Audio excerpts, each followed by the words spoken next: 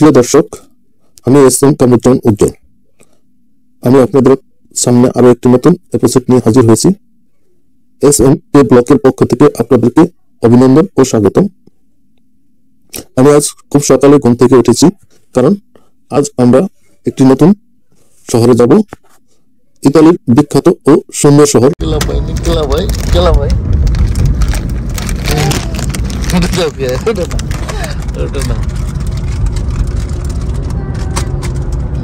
আবহাওয়া তেমন ভালো না, প্রচুর পরিমাণে কুয়াশা, সূর্যের আলো তো দেখাই যাচ্ছে না। এর মাঝে আমরা রওনা হয়েছি। প্রিয় দর্শক, আমরা কিছুক্ষণের মধ্যেই আমরা আমাদের কাঙ্ক্ষিত শহরে পৌঁছে যাব। আজকে যে শহরে যাচ্ছি সেই শহরটির নাম হচ্ছে রোভিগো। রোভিগো ইতালির ভেনেতো অঞ্চলের একটি শহর। আমার সঙ্গে আছে আমার মেয়ে কারিমা শেখ। সে খুব এনজয় করছে। যাই হোক, যেতে যেতে রোভিগো শহর সম্পর্কে আমি আপনাদেরকে কিছু ধারণা দেওয়ার চেষ্টা করছি। রোভিগো শহর পৌরসভার উত্তরে আদিগো এবং দক্ষিণে টেরান এবং দুক্কা ড্যামের মধ্যে অবস্থিত। শহরটি অ্যাড্রিয়াটিক সাগরের উপকূল থেকে প্রায় 4 কিলোমিটার দূরে অবস্থিত। বর্তমানে রোভিগো শহরে প্রায় 50,000-এর উপরে জনগণ বসবাস করে। রোভিগো অঞ্চলটি অত্যন্ত সমতল ও উচ্চতা সমুদ্রপৃষ্ঠ থেকে প্রায় 5 মিটার উঁচুতে অবস্থিত। এখানকার মাটি খুবই উর্বর। ইতিহাস থেকে পাওয়া যায় 838 সালে প্রথমবার রোভিগো নামটি ব্যবহৃত হয়। তারপরে রুইগো হিসাবে এই শহরের নাম উল্লেখ করা হয়েছে। পণ্ডিতদের মতে এটি গ্রিক রুডন বা রোজ থেকে এসেছে। অতীতে এখানে গোলাপের চাষ করা হতো এবং খুবই চমৎকার এবং প্রচুর পরিমাণে গোলাপ এখানে উৎপাদিত হতো, তাই এর নাম করা হয়েছে রোজ বা রোভিগো।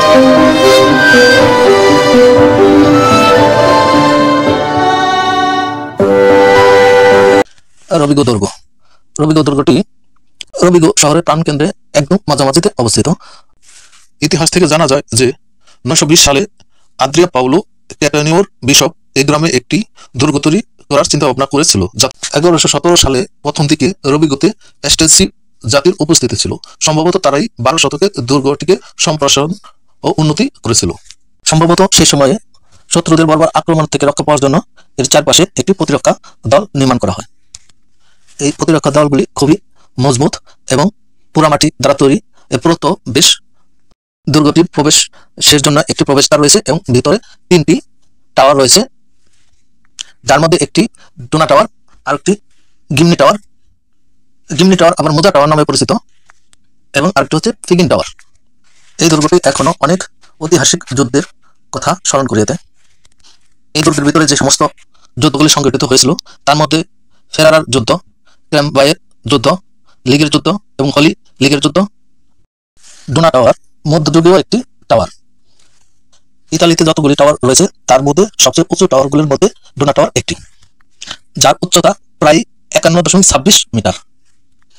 এই টাওয়ারটির মধ্যে খিলানযুক্ত জানালা রয়েছে, এর মধ্যে কয়েকটি বৃত্তাকার খিলানযুক্ত।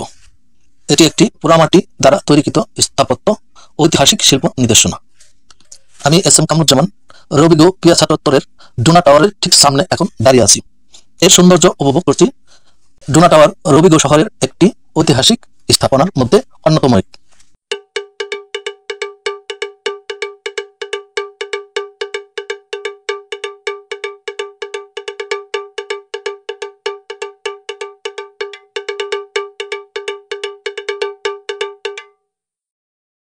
এই দুর্গটির পাশেই রয়েছে পিয়াসা জাকিমো। পিয়াসা জাকিমোতে বর্তমানে একটি রাইডার রয়েছে। ট্রেন রাইডারটি খুবই চমৎকার একটি রাইডার। আমার মেয়ে কারিমা শেখ রাইডারটি দেখে খুবই আনন্দিত ও উল্লাসিত। সেই রাইডারটিতে উঠবে। যাই হোক, অবশেষে আমরা টিকিট কেটে ট্রেনটিতে উঠলাম। কারিমা খুবই উল্লাসিত, আনন্দিত। ট্রেনে ঘুরছে এবং ট্রেনে ঘুরে আলাদা মজা পাচ্ছে। এখানকার পরিবেশ খুবই চমৎকার। ট্রেনটির গতি এবং বর্ষশৈলী খুবই সুন্দর। পিয়াসা জাকিমোতে বর্তমানে শহরের বিভিন্ন রকম উৎসব অনুষ্ঠিত হয়। ট্রেন রাইডারের সামনে রয়েছে একটি গরুর গাড়ি। কারিমা এখন গরুর গাড়িতে উঠেছে। কারিমা গরুর গাড়িতে উঠে খুবই উল্লাসিত। সে গরুর গাড়িতে এই প্রথম উঠলো।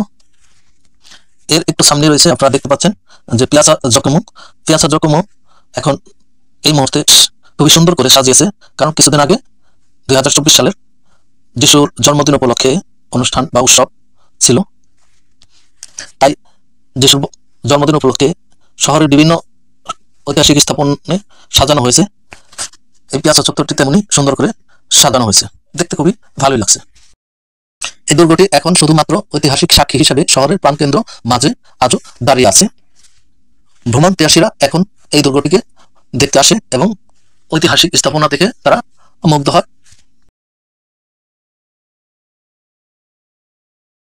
রবিগো ক্যাথেড্রাল হলো রবিগোতে অবস্থিত স্টেফানো পোপ এবং শহীদকে উৎসর্গকৃত একটি গির্জা। এটি সেন্ট স্টেফান ও পোপ এবং শহীদের নামে নামকরণ করা হয়েছে। এটি আদ্রিয়া রবিগোর ডায়োসিসের সহ ক্যাথেড্রাল। এই গির্জাটি একটি ইতালীয় জাতীয় স্মৃতিস্তম্ভ।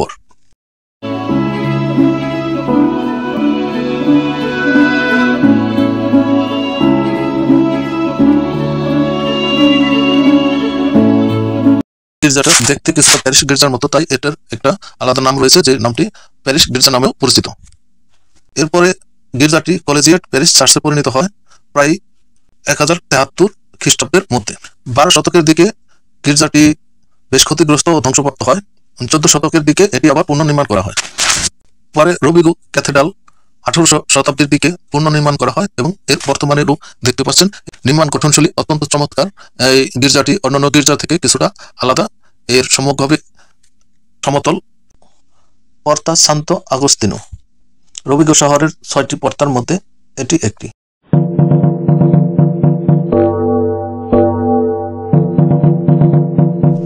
সান বার্তোলোমেওর গির্জা, এটি একটি ধর্মীয় ভবন যা ক্যাথলিক চার্চ এবং খ্রিস্টান উপাসনা। চার্চটি পিয়াসালে সান বার্তোলোর পাশে অবস্থিত। এটি 16 শতকের নির্মিত একটি ধর্মীয় চার্চ। নির্মাণকাল শুরু হয় 1562 সালে এবং 1565 সালে এর নির্মাণ সমাপ্তি ঘটে। এটি প্রথমে প্রশাসনিকভাবে আদ্রিয়ার আদি ডায়োসিসের অংশ হিসেবে ব্যবহৃত, যা পরে আদ্রিয়া রবিগোতে পরিণত হয়। প্রথমে এটি 1956 সাল থেকে সান বার্তোলিমো আরপোস্টোলের প্যারোসের আসন ছিল এবং এটি সংলগ্ন অলিভেটান মঠ গির্জা ছিল। অলিভেটানি মঠ পূর্বে উমিলিয়াতির কনভেন্ট নামে পরিচিত ছিল।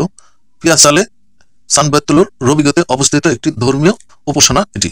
এই মঠটি প্রথমে হুমিলিয়াতির আদেশে একটি কনভেন্ট হিসাবে নির্মিত হয়, যেখানে লানাই অনুসারীদের শিল্পকর্মের জন্য খুবই গুরুত্ব। বর্তমানে মঠটি গ্রেট বেভারজন মিউজিয়ামের হিসেবে ব্যবহৃত হচ্ছে। রবিগোর গ্রেট রিভার্স মিউজিয়াম মধ্যযুগের, প্রান্তিক যুগের, লৌহ যুগের এবং রোমান সাম্রাজ্যের উপাদানগুলি খুব সুন্দরভাবে প্রদর্শিত হচ্ছে। আপনারা এখানে প্রবেশ করলে রবিগো শহরের প্রাচীন ইতিহাস ঐতিহ্য সম্পর্কে খুব একটা স্বচ্ছ ধারণা নিতে পারবেন। মিউজিয়ামের চত্বরে একটি সুন্দর পানি ওঠানো নলকূপ রয়েছে, যা আপনার প্রাচীন যুগের বা মধ্যযুগের ইতিহাস সম্বন্ধে সূচিত করে তোলে। আর এই মিউজিয়ামটির আসল উদ্দেশ্য হলো প্যালেস্টাইন অঞ্চলের প্রাকৃতিক ও সাংস্কৃতিক ইতিহাস সম্পর্কে সচেতনতা বৃদ্ধি করা।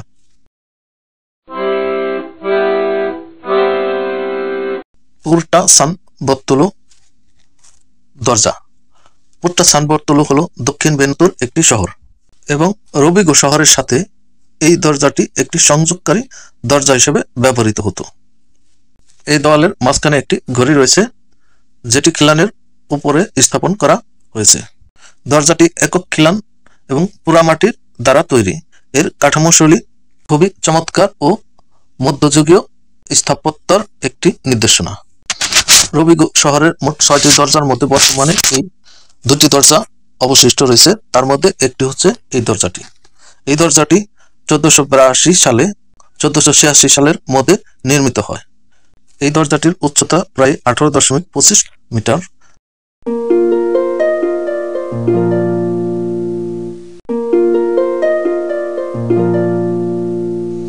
পিয়াসা উমব্রেতো মেরলিন। এটি শহরের প্রাণকেন্দ্রে অবস্থিত একটি পাবলিক প্লেস। এখানে অবসর সময়ে আপনারা অবসর নিতে পারেন। পিয়াসার চত্বরটি খুবই সুন্দর ও আকর্ষণীয়। এখানে বেশ কিছু বসার বেঞ্চ রয়েছে। আমরা এখানে কিছু আলোকসজ্জিত প্রাণীর মূর্তি দেখতে পাচ্ছি, যা দেখতে খুবই সুন্দর ও চমৎকার। আমার মেয়ে কারিমা শিখ এগুলি দেখে খুবই উল্লাসিত ও আনন্দিত। এই পিয়াসার চত্বরটির একটু ভিতরেই সামনে গেলে একটি সুন্দর ফোয়ারা বা ঝর্ণা দেখতে পারবেন।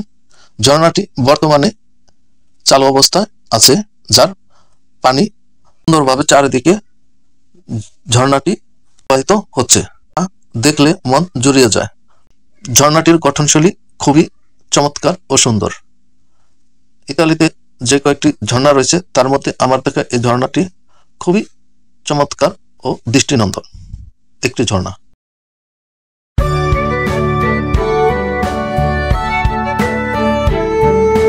জোসেপ্পে মারিয়া গারিবালদি। জোসেপ্পে মারিয়া গারিবালদি ছিলেন ইতালীয় একজন জেনারেল এবং রাজনীতিবিদ, লেখক ও নাবিক এবং সর্বোপরি একজন দেশপ্রেমিক। জোসেপ্পে মারিয়া গারিবালদি 4 জুলাই 1807 সালে নাইসে জন্মগ্রহণ করেন এবং 2 জুন 1882 সালে কাপ্রায় মৃত্যুবরণ করেন। পালাচো রনকেল রোবিগো শহরের একটি ঐতিহাসিক স্থাপনা। পালাসো রেভেনা রোবিগো শহরের একটি বিখ্যাত প্রাসাদ। এটি রোবিগো শহরের পিয়াসা জোসেপ্পে গারিবালদির নিকট অবস্থিত একটি প্রাসাদ।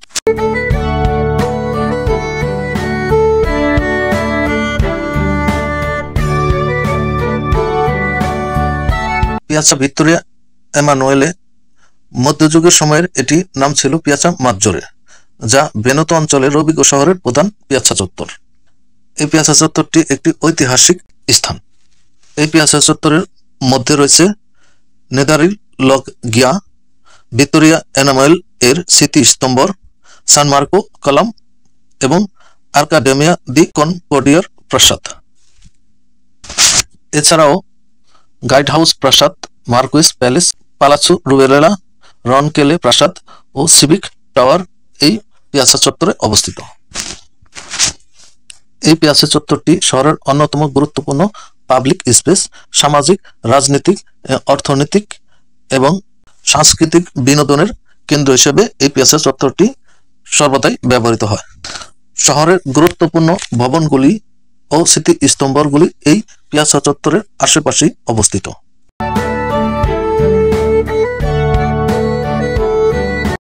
সাবের দ্বিতীয় ভিক্টোরিয়া এমানুয়েল 14 মার্চ 1820 সালে তুরিন শহরে জন্মগ্রহণ করেন এবং 9 জানুয়ারি 1868 সালে এবং 9 জানুয়ারি 1878 সালে রোম শহরে তিনি ইন্তেকাল করেন।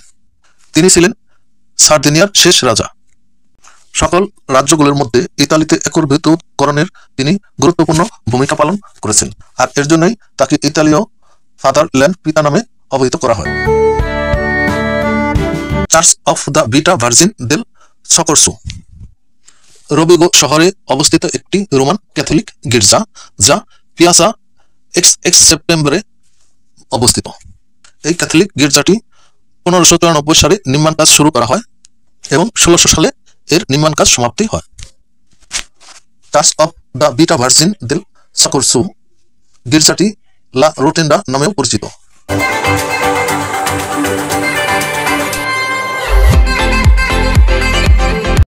এটি অষ্টভুজ আকৃতির একটি স্থাপত্য।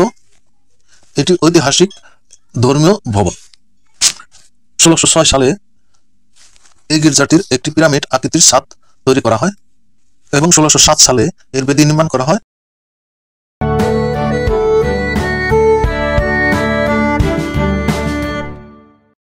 লা ফাতোরিয়া সেন্ট্রো কমার্সিয়ালে একটি বিখ্যাত শপিং মল বা শপিং সেন্টার। ভেনেতো অঞ্চলের রোবিগো এলাকার একটি জনপ্রিয় ও বিখ্যাত শপিং সেন্টার।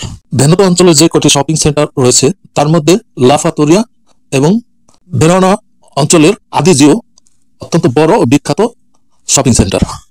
এই শপিং সেন্টারটি রোবিগো শহর থেকে প্রায় 1 কিলোমিটার বাইরে অবস্থিত। শপিং মলটি দেখতে খুবই চমৎকার ও সুন্দর। এর সামনে বিশাল পার্কিং এর সুব্যবস্থা আছে। এই শপিং মলটি বড় হওয়ার কারণে এই শপিং মলের ভিতরে প্রায় 90টি বেশি দোকান রয়েছে। ইতালি অঞ্চলের বিখ্যাত ও জনপ্রিয় ও পরিচিত যতগুলো ব্র্যান্ড আছে তার প্রায় সকল শাখার দোকানই এখানে রয়েছে। এই শপিং মলের ভিতরে পোশাকের দোকান, প্রসাধনীর দোকান, জুতার দোকান, ইলেকট্রনিক সামগ্রীর দোকান ও খাবারের জন্য ফুড কর্নার রয়েছে।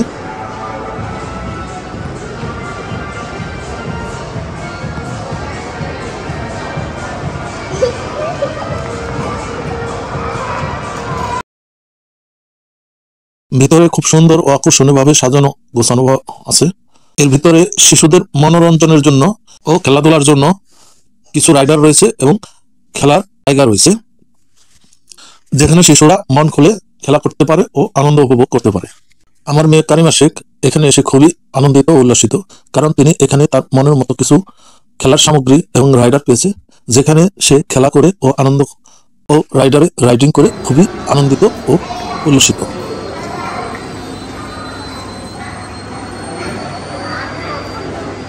না, এটা শেষ হয় নাকি? শেষ হওয়ার পরে তুমি এই করবা।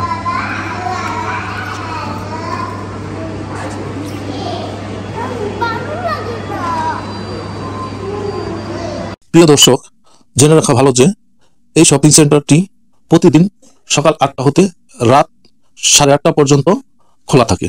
শুধুমাত্র রবিবার দিন সকাল 10টা হতে সন্ধ্যা 8টা পর্যন্ত খোলা থাকে।